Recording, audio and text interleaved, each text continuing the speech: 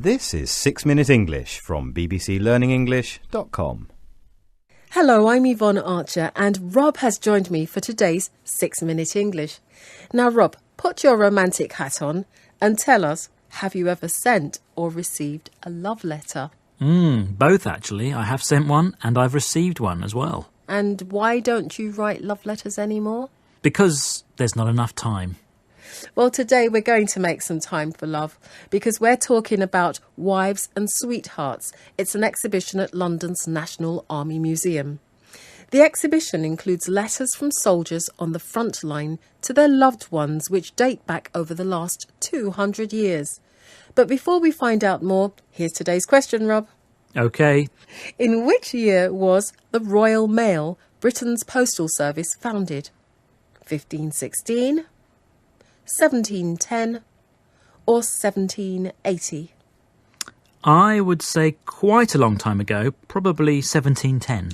OK, we'll find out whether you're right or wrong later on. Now back to Wives and Sweethearts, the collection of letters at the National Army Museum.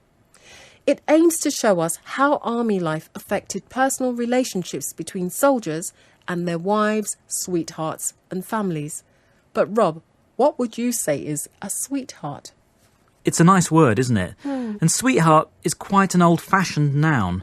So now we usually say girlfriend or boyfriend. But basically, a sweetheart is someone we're sweet on. Someone we like a lot and hold dear to our heart. We're very fond of them. So we might call a child a sweetheart or even a colleague who we really appreciate. So thanks for that explanation, Rob. You're a sweetheart. And so are you. Now, the letters in the exhibition were sent during the Napoleonic War, the Crimean War, World Wars I and II, and even during the conflicts we're experiencing today. So they go back as far as 200 years. Let's listen to some excerpts. I do miss you so very much. Shall we become engaged in a sort of distant way? The number of words used in the first excerpt gives the impression that the letter was written a long time ago, doesn't it, Rob? Yes, it does. And today we'd probably be more direct and simply say, I miss you very much. But instead we heard, I do miss you so very much.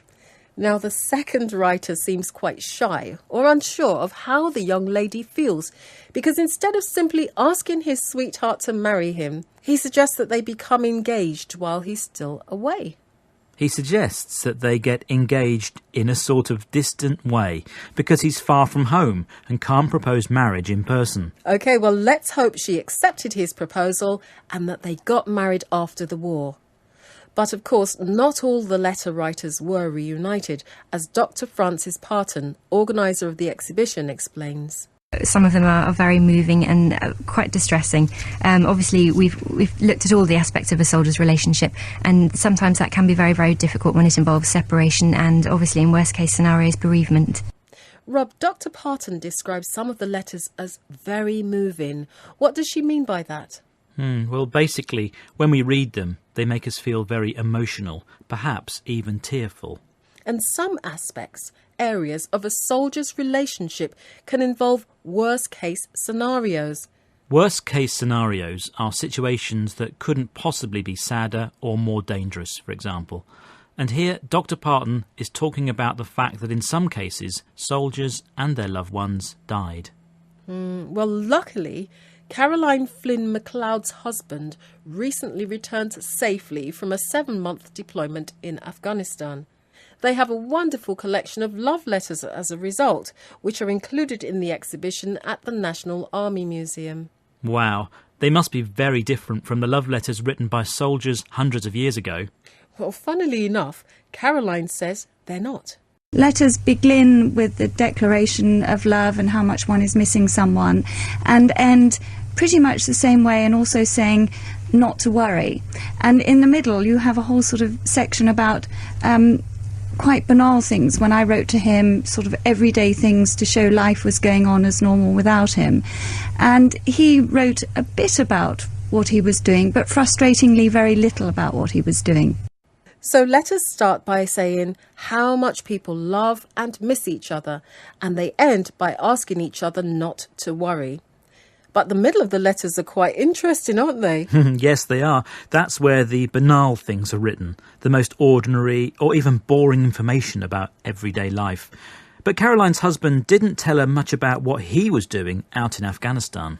No, perhaps soldiers aren't allowed to send too many details home because of security issues. And of course, they don't want to worry their loved ones at home, do they? No. Well, I don't know about you, Rob, but I think I'm going to try to get to that exhibition and perhaps write a few more love letters of my own. Good idea, actually. It would be good to get pen to paper again and not rely on email. Exactly. Right, Rob. Earlier I asked, in which year was the Royal Mail founded? And you said? I said 1710. And you were... wrong. Oh, dear. It was in 1516. I am surprised. That is a long time ago, so think of how many letters have been sent since then. Especially love letters. Yes. Do join us again soon for more 6 Minute English. Goodbye. Goodbye. That was 6 Minute English from bbclearningenglish.com.